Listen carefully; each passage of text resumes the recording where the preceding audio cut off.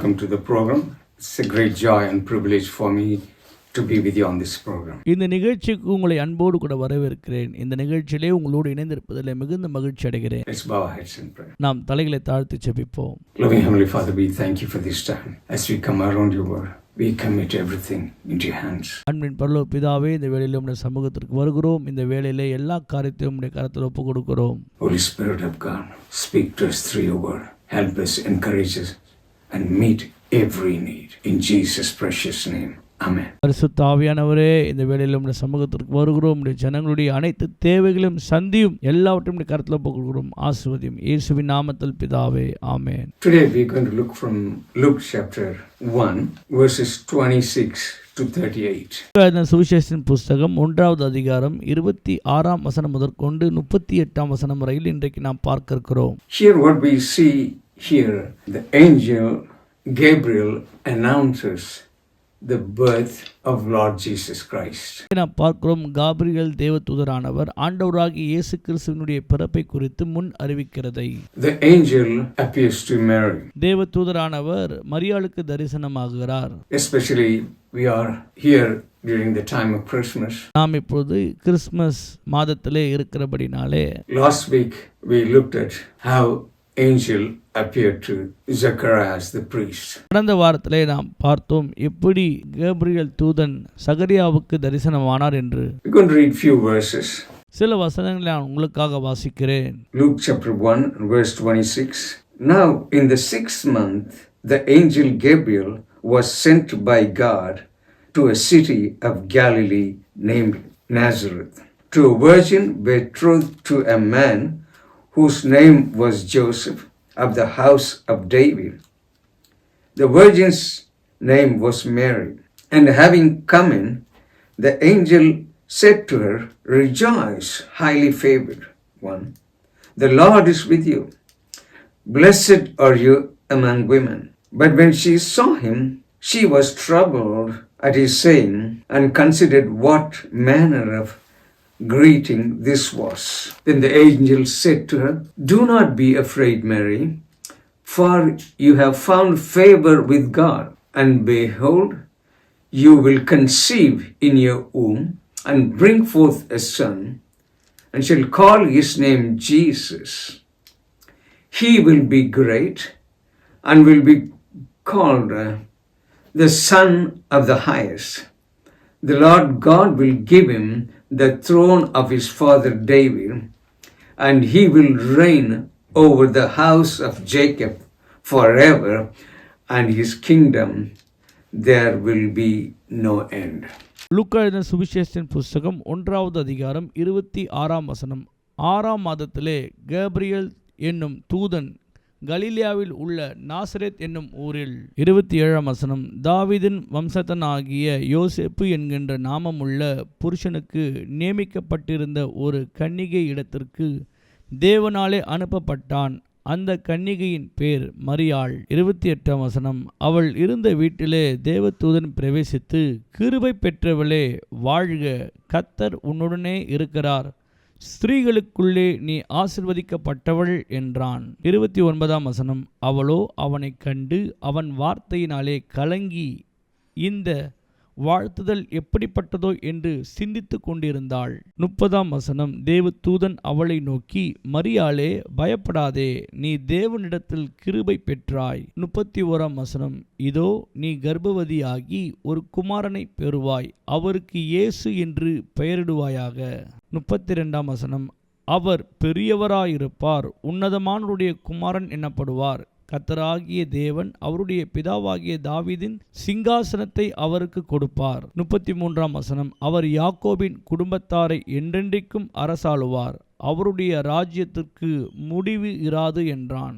In verse 26 it says, in the 6th month the angel Gabriel was sent by God to Nazareth.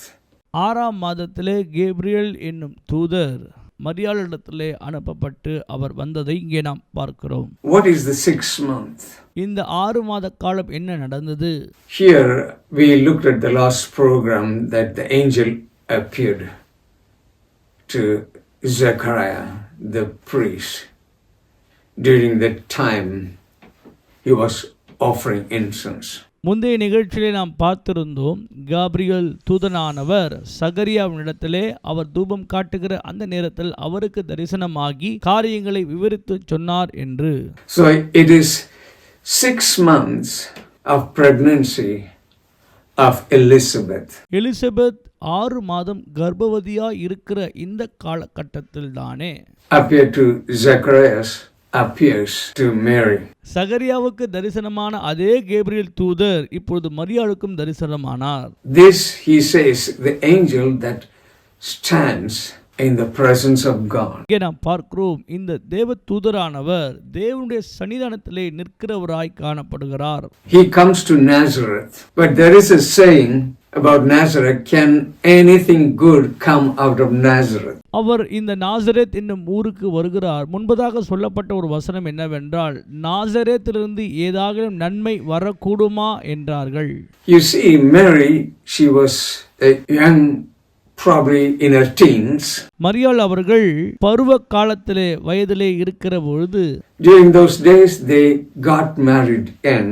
She was youthful, humble and very spiritual. மரியாள் ஆனவர்கள் மிகவும் இளமையான பருவமும் தாழ்மையும் ஆவிக்குரியவளாய் காணப்படுகிறார்கள். Mary came from the tribe of Judah. யூதா கோத்திரத்திலிருந்து பிறந்தவர்கள் தான் மரியாள் ஆவார். She was of the lineage of King David.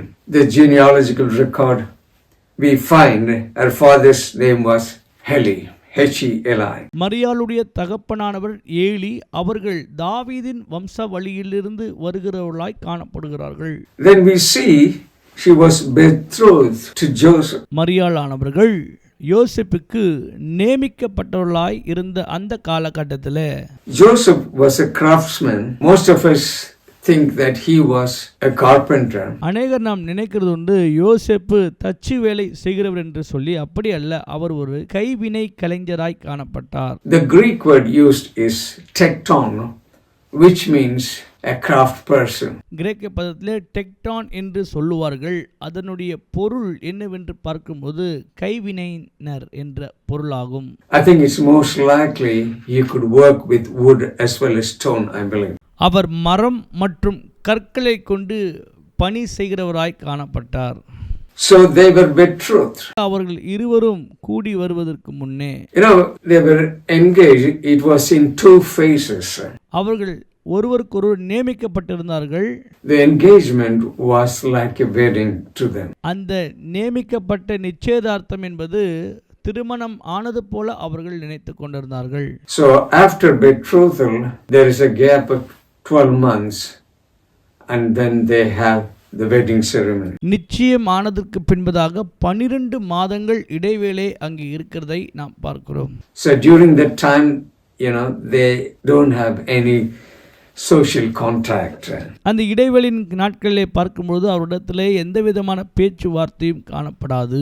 Here we see in verse 28. 28ஆம் வசனத்திலே நாம் பார்க்கும் பொழுது, And having come in, the angel said to her, Rejoice, highly favored one, the Lord is with you, blessed are you among women. அவள் இருந்த வீட்டில் தேவதூதன் பிரவேசித்து, கிருபை பெற்றவளே வாழ்க, கர்த்தர் உன்னுடனே இருக்கிறார், ஸ்திரீகளுக்குள்ளே நீ ஆசீர்வதிக்கப்பட்டவள் என்றான். Rejoice, highly favored one, the Lord is with you. Favored means graced, a recipient of divine grace. கிருபை பெற்றவளே என்ற அந்த வார்த்தை, அந்த பதத்தை நாம் இங்கே பார்க்கிறோம். தேவனால் அவர்கள் கிருபை பெற்றவர்களாக இங்கே தேவன் அவர்களை குறித்து சொல்லுகிறார். Mary was a recipient of divine grace. மரியாள் அவர்கள் தேவனால் முன்குறிக்கப்பட்டவர்களாகவும் கிருபைக்கு பாத்திரராய் தேவன் கண்டார். Many knew the prophecy that the Messiah would come.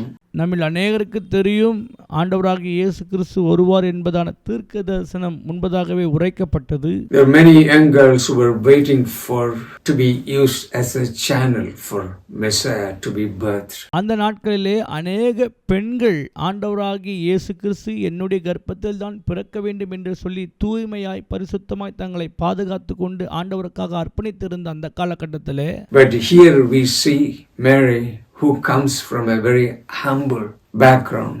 இங்கே நாம் பார்க்கிறோம் மரியாள் மிகவும் தாழ்மையாய் இருக்கிறார்கள், மிகவும் சிறிய ஒரு குடும்பத்திலிருந்து வருகிற ஒரு பெண்ணாக இருக்கிறார்கள்.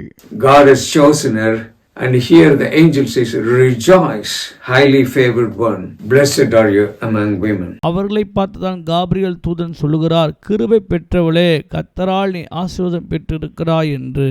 Verse 29, when she saw the angel, she was troubled. She was wondering, what kind of saying is this? 29ஆம் வசனத்திலே நாம் பார்க்கும்போது அவள் அந்த தேவ தூதனை கண்டு பிரமித்து பயந்து நடுங்கினவளாய் காணப்படுகிறாள். Because she was young and she was concerned. அவள் மிகவும் இளமை பருவத்திலே இருக்கிறாள், மாற்றமல்ல அவர் பயந்து இருந்தாள். Verse 30, the angel said to her, "Do not be afraid, Mary. You have found favor with God." 30ஆம் வசனம், தேவதூதன் அவளை நோக்கி, மரியாளே பயப்படாதே, நீ தேவனிடத்தில் கிருபை பெற்றாய். From verse 31 onwards we see, "Behold, you will conceive in your womb." 31வது வசனம், இதோ நீ கர்ப்பவதியாகி ஒரு குமாரனை பெறுவாய், அவருக்கு இயேசு என்று பெயரிடுவாயாக. So the first point is talking about supernatural conception. முதலாவது காரியத்தை நாம் பார்க்கும்போது இயற்கைக்கு அப்பாற்பட்ட காரியங்களை இங்கே விவரிக்கிறதை பார்க்கிறோம். Verse 34, Mary asked the angel, "How can this be, since I do not know a man?" 34ஆம் வசனம், அதற்கு மரியாள் தேவ தூதனை நோக்கி, இது எப்படி ஆகும், புருஷனை அறியேனே என்றாள்.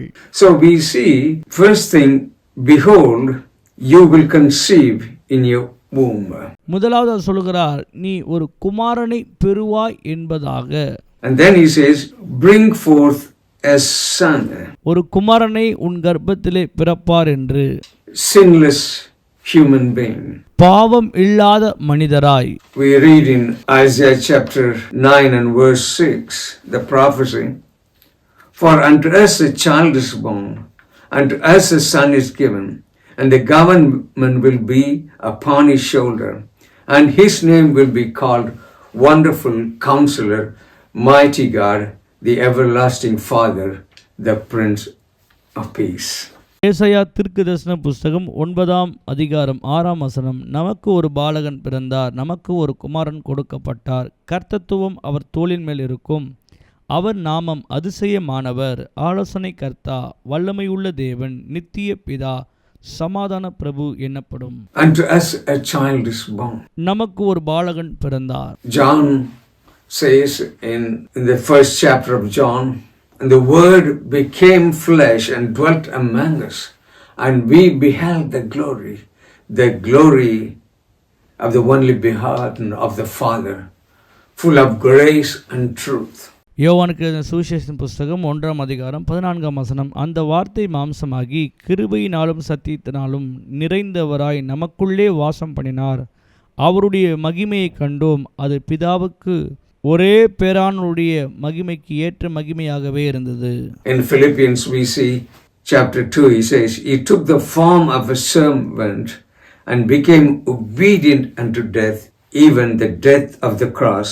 எழுதின நிருபம் 2வது அதிகாரம் 8ஆம் வசனம், அவர் மனுஷரூபமாய் காணப்பட்டு மரண பரிந்தம், அதாவது சிலுவையின் மரண பரிந்தம் கீழ்ப்படிந்தவராய் தம்மை தாமே தாழ்த்தினார். So here we see the humanity of the Lord Jesus Christ. இங்கே நாம் பார்க்கிறோம் ஆண்டவராகிய இயேசு கிறிஸ்துவின் மனித தன்மையிலே அவர் வந்ததை குறித்து. And then you will bring forth the son. Third, he says, you shall call his name Jesus. நீ ஒரு குமாரனை பெறுவாய், அவருக்கு இயேசு என்று பெயரிடுவாயாக என்றார். In Hebrew it's called Yahshua, Savior.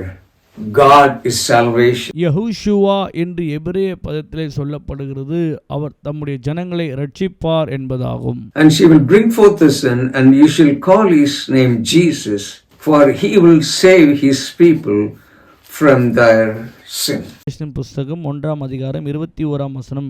அவள் ஒரு குமாரனை பெறுவாள், அவருக்கு இயேசு என்று பெயரிடுவாயாக, ஏனெனில் அவர் தமது ஜனத்தின் பாவங்களை நீக்கி அவர்களை ரட்சிப்பார் என்றான். That means he is the savior of the world. அப்படி என்றால் அவர்தான் உலகத்தின் இரட்சகர். Luke chapter 2 and verse 11, for there is born to you this day in the city of David a savior who is Christ the Lord. லூக்கா எழுதின சுவிசேஷத்தின் புஸ்தகம் 2ஆம் அதிகாரம் 11ஆம் வசனம். இன்று கர்த்தராகிய கிறிஸ்து என்னும் இரட்சகர் உங்களுக்கு தாவீதின் ஊரிலே பிறந்திருக்கிறார். So you shall call his name Jesus. That's what he said. உங்களுக்கு ஆண்டவராகிய இயேசு என்கிறவர் பிறந்திருக்கிறார் என்றார். First he said, you will conceive, you will bring forth a son, you shall call his name Jesus. நீ கர்ப்பம் தரித்து ஒரு குமாரனை பெறுவாய், அவருக்கு இயேசு என்று நாமம் பெயரிடுவாயாக என்றார். There was a man in Jerusalem whose name was Simeon. எருசலேமிலே ஒரு மனிதர் காணப்பட்டார், அவருடைய பெயர் சிமியோன் என்பதாகும். He was a devout man and he was waiting to see the Messiah. தேவனுக்காக அர்ப்பணிக்கப்பட்ட ஒரு பாத்திரமாக மேசியாவை நான் காண வேண்டும் என்று ஆவலாய் காத்திருந்தவர். Here we see the parents of the child Lord Jesus brought him to the temple to do for him according to the custom of the law. நியாயப்பிரமாணத்தின்படி சில முறைமைகளை செய்யும்படியாக இயேசு கிறிஸ்துவினுடைய தாய் தகப்பன் இயேசுவை ஆலயத்துக்கு கொண்டு வந்திருந்த பொழுது he was led by the Holy Spirit and he comes there and he takes the child Lord Jesus in his hands and he says, for my eyes have seen your salvation. அப்போது Simeon என்கின்றவர் பரிசுத்த ஆவியானவராலே ஆலயத்திற்கு வந்து இயேசு கிறிஸ்துவை தம்முடைய கையிலே ஏறெடுத்து, என்னுடைய கண்கள் தேவனே உம்முடைய ரட்சிப்பை கண்டது என்று சொல்லி ஆனந்தம் அடைந்தார். So what we are saying here is his name is Jesus. That means God is salvation. இயேசு, இயேசு என்றால் இரட்சகராய் இருக்கிறார். And the fourth thing is, the angel said to Mary, you see it in verse 32, she will be great. 32ஆம் வசனத்திலே நான்காவது காரியமாக நாம் பார்க்கும் பொழுது அவர் பெரியவராய் இருப்பார் என்றார். When we saw in his ministry, he was great. Many signs and miracles and wonders took place. ஊழிய நாட்களிலே நாம் பார்க்கும்போது அவர் மிகவும் பெரியவராய், அற்புத அடையாளங்கள் செய்கிறவராய், பலத்த காரியங்களை செய்கிறவராய் காணப்பட்டார். He fed thousands. He walked on water. He raised the dead. He healed the crippled. முடவர்களை சுகமாக்கினார், ஆயிரக்கணக்கான ஜனங்களுக்கு உணவு கொடுத்தார், தண்ணீர் மீது நடந்தார், இன்னும் பல அற்புதங்களை செய்தார். That's what angel says here. He will be great. ஆகவேதான் காபிரியல் தூதன் சொல்கிறார், அவர் பெரியவராய் இருப்பார் என்று. And Bible says that his name is above all names. வேதம் சொல்கிறது எல்லா நாமத்திற்கும் மேலான நாமம் அவருக்கு உண்டு என்று. Verse 32 here we see again, he will be called the Son of the Highest. 32ஆம் வசனத்தில் நாம் பார்க்கும்போது உன்னதத்தின் தேவனுடைய குமாரன் என்று அழைக்கப்படுவார் என்றது. That's what John in his gospel writes, that Jesus Christ is the Son of God. ஆகவேதான் யோவான் சுவிசேஷத்தில் எழுதப்பட்டிருக்கிறது, இயேசு தேவனுடைய குமாரன் என்று. In the beginning was the Word was with God, and the Word was. வார்த்தை இருந்தது, அந்த வார்த்தை தேவனிடத்திலிருந்து, அந்த வார்த்தையே தேவனாய் இருந்தது. Then he goes on later on to say that the Word became flesh and tabernacled among us. அந்த வார்த்தை மாம்சமாகி நம் நடுவிலே வாசமாய் இருந்தது என்று. So he shall be called the Son of the Highest. அவர் உன்னதமான தேவனுடைய குமாரன் என்று அழைக்கப்படுவார். The sixth point I want to make here is in the same verse 32. The Lord God will give him the throne of his father David. ஆறாவது காரியமாக அதே 32ஆம் வசனத்திலே தாவீதின் சிங்காசனத்தை அவருக்கு கொடுப்பார் என்ற வார்த்தை. And the seventh one is verse 33. And he will reign over the house of Jacob, that's Israel, forever, and his kingdom there will be no end. 33வது வசனத்திலே ஏழாவது காரியமாக யாக்கோபின் வம்சத்தை, அதாவது இஸ்ரவேல் வம்சத்தை அவர் என்றென்றைக்கும் அரசாளுவார், அவருடைய ராஜ்யத்திற்கு முடிவு இராது. Out of the 7 things the angel prophesied, 5 have already taken place. Gabriel தூதனானவர் 7 முக்கிய தீர்க்க தரிசன வார்த்தைகளை சொன்னார். அதிலே 5 நிறைவேறிவிட்டது. About divine conception, that's what it says. He said, you will conceive in your womb. Number 2, he will bring forth a son. 7 முக்கிய காரியங்களை சொன்னார். நீ கர்ப்பவதியாகி ஒரு குமாரனை பெறுவாய் என்றும், You shall call his name Jesus. He will be great. அவருடைய நாமம் இயேசு என்று அழைக்கப்படும். அவர் பெரியவராய் இருப்பார். He will be called the Son of the highest, Son of God. உன்னதத்தின் தேவனுடைய குமாரர் என்று அழைக்கப்படுவார். So all these 5 things have taken place. ஆக இந்த 5 முக்கிய தீர்க்க தரிசனங்களும் நிறைவேறிவிட்டது பிரியமானவர்களே. The 2 things that have to take place will take place at his second coming. ஆண்டவராகிய இயேசு கிறிஸ்துவின் இரண்டாவது வருகையிலே இந்த 2 முக்கிய காரியங்களும் நிறைவேறும். The Lord God will give him the throne of his father David, and he will reign over the house of Israel forever, and of his kingdom there will be no end. யாக்கோபின் வம்சத்தாரை இஸ்ரவேல் ஜனங்களை அரசாளுவார். தாவீதுடைய சிங்காசனம் அவருக்கு கொடுக்கப்படும். அவருடைய ராஜ்யத்திற்கு முடிவு இராது என்கின்ற இந்த 2 காரியங்களும் அவருடைய வருகையிலே நிறைவேறும். This speaks about the second coming of the Lord Jesus Christ. இது ஆண்டவராகிய இயேசு கிறிஸ்துவினுடைய இரண்டாவது வருகையை குறிக்கிறதாக இருக்கிறது. This is what the angel said to Mary. இந்த காரியங்களை தான் கேப்ரியல் தூதன் மரியாளிடத்திலே சொன்னார். Verse 34, Mary said to the angel, how can this be, since I do not know a man? 4ஆம் வசனத்திலே மரியாள் தேவதூதத்திலே கேட்கிறார், இது எப்படி ஆகும், நான் இன்னும் கன்னியாய் இருக்கிறேனே என்று. She wasn't expressing unbelief. What she was saying, she believed the promise, but she did not understand the performance. மரியாள் விசுவாசிக்கவில்லை என்று அர்த்தம் அல்ல. அவள் நன்றாக விசுவாசித்தார்கள். ஆனாலும் கூட அவர்கள் புரிந்து கொள்ளாதபடினாலே இந்த கேள்வியை எழுப்பினார். But the main thing, emphasis is virgin birth. இதுல முக்கியமான காரியம் குறிப்பிட்டு சொல்ல வேண்டியது என்னவென்றால் ஆண்டவராகிய இயேசு கிறிஸ்துவின் பிறப்பு.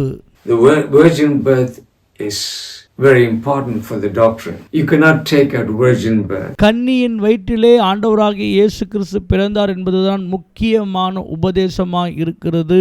Many liberal theologians, they don't believe in virgin birth. அநேக முற்போக்கு ஆன இறையியல் காரியங்கள் இதை குறித்து விசுவாசிக்கிறது இல்லை. But here we see that Mary, how can this be? ஆனால் மரியாள் அவர்கள் கேட்கிறார்கள், இது எப்படி ஆகும் என்று. How can this be possible? இது எப்படி சாத்தியமாகும் என்று அவர்கள் கேட்டார்கள். He gives an explanation in the next verse, verse 35. And the angel answered and said to her, the Holy Spirit will come upon you, and the power of the highest will overshadow you. Therefore also the Holy One who is to be born will be called the Son of God. லூக்கா எழுதின சுவிசேஷத்தின் புஸ்தகம் 1ஆம் அதிகாரம் 35ஆம் வசனம். தேவதூதன் அவளுக்கு பிரதியுத்தரமாக, பரிசுத்த ஆவி உன்மேல் வரும், உன்னதமானவருடைய பலம் உன்மேல் நிழலிடும், ஆதலால் உன்னிடத்தில் பிறக்கும் பரிசுத்தம் உள்ளது தேவனுடைய குமாரன் எனப்படும். He is saying, is giving an answer. The answer is the Holy Spirit. அவர்களுக்கு ஒரு பதில் உண்டாகிறது. அந்த பதில் என்னவென்றால் பரிசுத்த ஆவியானவர். The Holy Spirit will come upon you, and the power of the highest shall overshadow you. Therefore that the Holy One who is to be born will be called the Son of God. பரிசுத்த ஆவி உன்மேல் வரும், உன்னதமானுடைய பலம் உன்மேல் நிழலும், அதனால் உன்னிடத்தில் பிறக்கும் பரிசுத்தம் உள்ளது தேவனுடைய குமாரன் எனப்படுவார். What is here is explaining is a supernatural conception. ஆகவேதான் காபிரியல் தூதர் ஆண்டவராகிய இயேசு கிறிஸ்து எப்படி இயற்கைக்கு அப்பாற்பட்ட விதத்திலே உன்னுடைய வயிற்றிலே பிறப்பார் என்பதை குறித்து சொல்லுகிறார். Verse 36. Now indeed Elizabeth, your relative, has also conceived a son in her old age, and this is now the 6th month for her who is called barren. 36ஆம் வசனம். இதோ உனக்கு இனத்தலாய் இருக்கிற எலிசபெத் தான் முதிர் வயதிலே ஒரு புத்திரனை கர்ப்பம் தரித்திருக்கிறாள். மலடி எண்ணப்பட்ட அவளுக்கு இது 6ஆம் மாதம். So here in this story we looked at, we have a divine messenger, Angel Gabriel. நாம் பார்க்கும் பொழுது ஒரு தெய்வீக சாட்சியின் வசனம் உண்டாகிறது. காபிரியல் தூதன் அவர்களுக்குள்ளே இடைப்படுகிறார். A divine choice. She was chosen by God. ஆண்டவரால் தெய்வீக தன்மையோடு கூட தேர்ந்தெடுக்கப்பட்டவளாய் காணப்படுகிறாள். Divine supernatural blessing, a divine child and a divine miracle. தெய்வீக தெரிந்தெடுப்பு, தெய்வீக ஆசீர்வாதம், தெய்வீக குழந்தை என்று நாம் பார்க்கிறோம். Verse 37 it says, for with God nothing will be impossible. 37ஆம் வசனம், தேவனாலே கூடாத காரியம் ஒன்றுமில்லை என்றான். She said, she asked him a question, how can this be? The angel replied, the Holy Spirit. அவள் தேவதூதனிடத்தில் கேள்வி கேட்டாள், இது எப்படி ஆகும், இது எப்படி சாத்தியமாகும் என்று சொல்லி தேவதூதர் பிரதியுத்தரமாக, பரிசுத்த ஆவியானவர் உன்னிடத்தில் நிழலிடுவார் என்றார். Then he goes on, with God nothing will be impossible. தொடர்ந்து அவர் சொல்லுகிறார், தேவனால் கூடாத காரியம் ஒன்றுமில்லை என்று. Finally we close with the last verse, verse 38. Mary said, behold, the maidservant of the Lord, let it be according to your word. And the angel departed from her. லூக்கா எழுதின சுவிசேஷம் 1ஆவது அதிகாரம் 38ஆம் வசனம், அதற்கு மரியாள், இதோ நான் ஆண்டவருக்கு அடிமை, உம்முடைய வார்த்தையின்படி எனக்கு ஆக கடவுது என்றாள். அப்போது தேவதூதன் அவளிடத்திலிருந்து போய்விட்டான். What a beautiful statement. Do you know what Mary is saying? Have your way. Let it be according to your word. அருமையான வார்த்தை. மரியாள் சொல்லுகிறார்கள், உம்முடைய வார்த்தையின்படி, உம்முடைய வழியின்படி என்னுடைய வாழ்க்கை நடப்பதாக என்று தன்னை ஒப்புக் கொடுக்கிறாள். I believe after pregnancy and she could have gone through a lot of difficult time. அதற்கு பின்பதாக நான் விசுவாசிக்கிறேன், அவருடைய வாழ்க்கையிலே அநேக கடினமான சூழ்நிலைகள் வழியாய் அவர்கள் கடந்து செல்கிறார்கள். And not only that, towards the end of the ministry of the Lord Jesus Christ, அது மாத்திரமல்ல, ஆண்டவராகிய இயேசு கிறிஸ்துவின் ஊழியத்தினுடைய கடைசியிலே she had to watch her son die on the cross. மாத்திரமல்ல, அவருடைய குமாரனாகிய இயேசு கிறிஸ்து கல்வாரி சிலுவிலே மரிக்கிறதையும் அவர்கள் கண்கூடாக பார்க்கிறார்கள். But here we see that she submitted to the will of God. இங்கே நாம் பார்க்கிறோம், அவர்கள் தேவனுடைய சித்தத்துக்கு தங்களை அர்ப்பணித்தவர்களாய் காணப்படுகிறார்கள். Mary was chosen by the grace of God. Mary believed the word of God. மரியாள் தேவனாலே தெரிந்து கொள்ளப்பட்ட தேவனுடைய பாத்திரமாய் இருக்கிறார்கள். Mary was touched by the Spirit of God. Mary surrendered completely to the will of God. Mary was indwelt by the Son of God. மரியாள் தேவனுக்காக தன்னை அர்ப்பணித்தவர்களாய் காணப்படுகிறார்கள். மரியாள் தேவனை பெற்றெடுக்கக்கூடிய பாத்திரமாய் மாறினார்கள். தேவன் அவர்களோடு வாசம் பண்ணும்படியாக தங்களை தெரிந்து கொண்டார்கள். What is he saying here? Let it be according to your will. அவர்கள் சொல்லுகிற வார்த்தை என்னவென்றால், உம்முடைய வார்த்தையின்படி எனக்கு ஆக கடவுது என்று தன்னை ஒப்பு கொடுத்தாள். As we come to the end, what is the Spirit of God saying to you? இந்த நிகழ்ச்சியோட நிறைவுக்குள்ளாய் வந்திருக்கிறோம். கர்த்தருடைய ஆவியானவர் உங்களிடத்திலே என்ன சொல்லுகிறார்? She totally surrendered to God. மரியாள் ஆனவர்கள் முழுமையாக தேவனுக்கு தன்னை அர்ப்பணித்தவர்களாய் காணப்பட்டார்கள். She said, let it be according to your word. Totally committed to the will of God. ஆண்டவரே, உம்முடைய வார்த்தையின்படி எனக்கு ஆக கடவுது என்று சொல்லி கர்த்தருக்கு தன்னை முழுமையாய் அர்ப்பணித்தார்கள். Loving Heavenly Father, we thank you for this time.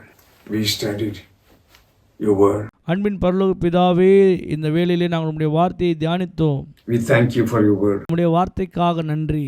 For with God nothing is impossible. தேவனால் கூடாத காரியம் ஒன்றுமில்லை என்று பார்த்தோமே. When Mary asked this question, how can this be? The angel said, the Holy Ghost. மரியாள் கேட்டார்கள், ஆண்டவரே, இது எப்படி சாத்தியமாகும் என்று சொல்லி. காபிரியல் தூதன் சொன்னார், பரிசுத்த ஆவி உன்னிடத்தில் வருவார் என்று. The Holy Spirit is the answer to every situation. With God, nothing is impossible. பரிசுத்த ஆவியானவர் தான் நம்முடைய வாழ்க்கைக்கு ஒரு தீர்வை கொடுக்கிறவராய் இருக்கிறார். தேவனால் முடியாத காரியங்கள் ஒன்றுமே இல்லை. Maybe people facing difficult situations in their life.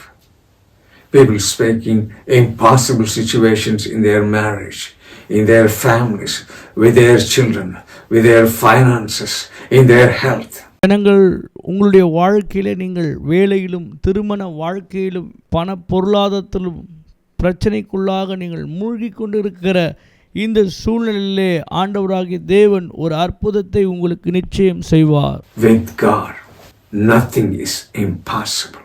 I pray right now, touch each and everyone, whatever their need may be. Holy Spirit of God, you know their need. Meet their need right now. ஆண்டவரே, உடைய ஜனங்கள் என்ன தேவையோடு கூட இருக்கிறார்கள் என்று எனக்கு தெரியாது. ஆனால் பரிசுத்த ஆவியானவர் எல்லாவற்றையும் அறிந்திருக்கிறேன். உடைய ஜனங்களுடைய அனைத்து தேவைகளும் இயேசு கிறிஸ்துவின் நாமத்தினாலே செபிக்கிறேன். நீர் அவர்களை தொட்டு ஒரு அற்புதத்தை செய்து அனைத்து தேவைகளும் இயேசுவின் நாமத்தை சந்திக்கும்படியாக செபிக்கிறேன். With God, all things are possible. In Jesus' name, Amen. தேவனால் எல்லாம் கூடும் என்று நாங்கள் செபிக்கிறோம். இயேசுவின் நாமத்தில் பிதாவே, ஆமென்.